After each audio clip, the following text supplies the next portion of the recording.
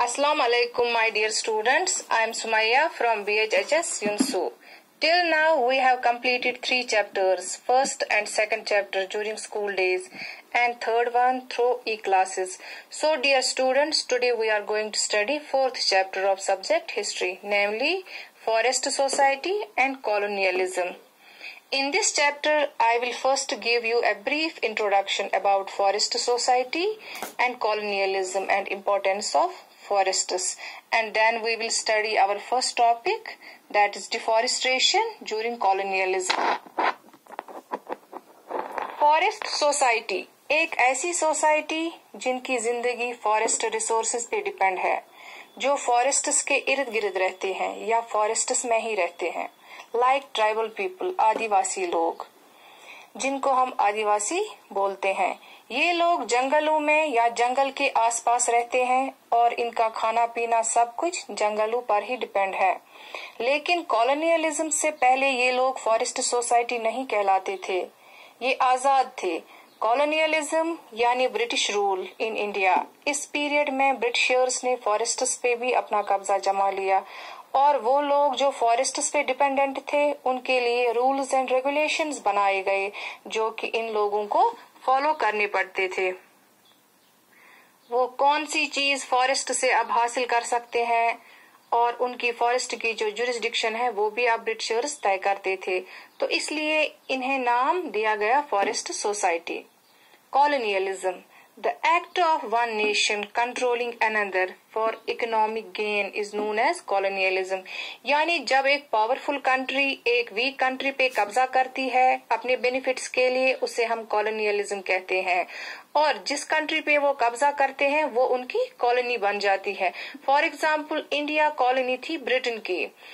तो इस चैप्टर में हम पढ़ेंगे कि फॉरेस्ट सोसाइटी जो है उन पे कॉलोनियलिज्म का क्या इफेक्ट पड़ा, और इस चैप्टर में हमारा पहला और आज का टॉपिक है why deforestation. Deforestation means the disappearance of forests. सबसे पहले हम देखेंगे कि फॉरेस्ट से हमें क्या क्या फायदे मिलते हैं। आप जिस कमरे में बैठे हो वहाँ की जो खिड़कियां हैं, दरवाजे, अलमारियां, टेबल, कुर्सी, इन सब का रॉ मटेरियल हमें कहाँ से मिलता है? फॉरेस्ट से। इसके अलावा आपके पास जो बुक्स है, कॉपीज है, वो भी तो फॉरेस्ट से ही हासिल की जाती है। जो हम रंग बिरंगी कपड़े पहनते हैं, इनका भी रॉ मटेरियल फॉरेस्ट से ही मिलता है। इसके अलावा honey, gum, wood, herbs and roots used for making medicines, fruits, flowers, animals and birds, ये सब रिसोर्सेज हमें फॉरेस्ट्स प्रोवाइड करते हैं। तो बच्चों, आप लोगों ने देखा कि फॉरेस्ट से हमें कितनी सारी चीजें मिलती हैं, इसीलिए हमें इनकी प्रोटेक्शन करनी चाहिए। दुनिया में अमेज़न फॉरेस्ट सबसे बड़े जंगलों में शुमार है।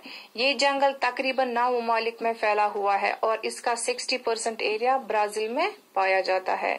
इस अमेज़न फॉरेस्ट में 500 स्पीशीज यानी कैटेगरीज, वेराइटीज है प्लांट्स और एनिमल्स की। इसी तरह से हमारे मुल्क हिंदुस्तान में भी बहुत बड़े जंगल मौजूद हैं, लाइक वेस्टर्न घाट्स। घाट्स मतलब वैली, जहाँ पे मुख्तलिफ वेराइटी है प्लांट्स और एनिमल्स की। चलिए हम मैप देखेंगे इंडिया का, वहाँ पे हम देखेंगे वेस्टर्न घाट्स कहाँ पे है। ये देखिए मैप ऑफ इंडिया, और इसमें ये है western Ghats, western side areas like Gujarat, Maharashtra, Karnataka, Goa and Kerala. तो इन सब एरियाज में हिंदुस्तान के जो डिफरेंट वेराइटीज है प्लांट्स एंड एनिमल्स की, वो पाए जाते हैं।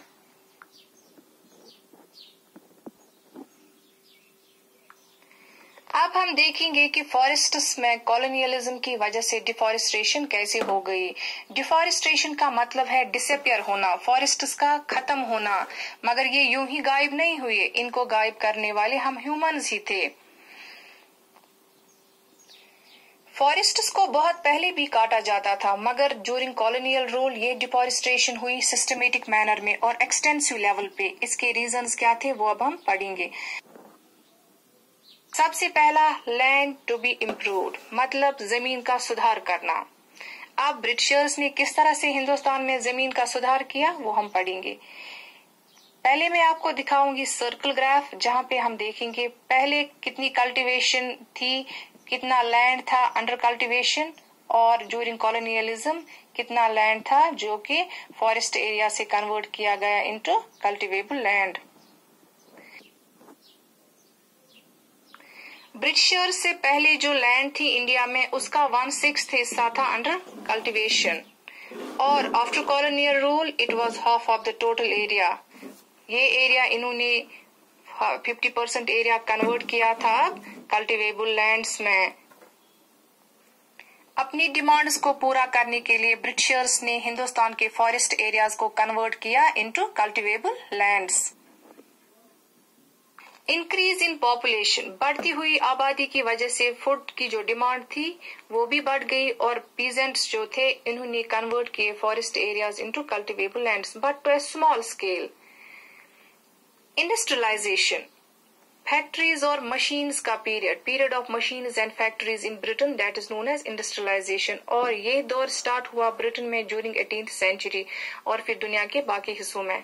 ब्रिटिशर्स को ब्रिटेन की इंडस्ट्रीज के लिए रॉ मटेरियल्स चाहिए थे, और ये रॉ मटेरियल हासिल करने के लिए इन्होंने इंडिया में फॉरेस्ट एरियाज को कन्वर्ट किया इनटू कल्टीवेबल लैंड्स और प्रोडक्शन शुरू की कमर्शियल क्रॉप्स की, like wheat, sugar, jute and cotton. इससे भी डिफॉरेस्टेशन हो गई इंडिया में ड्यूरिंग कॉलोनियल पीरियड।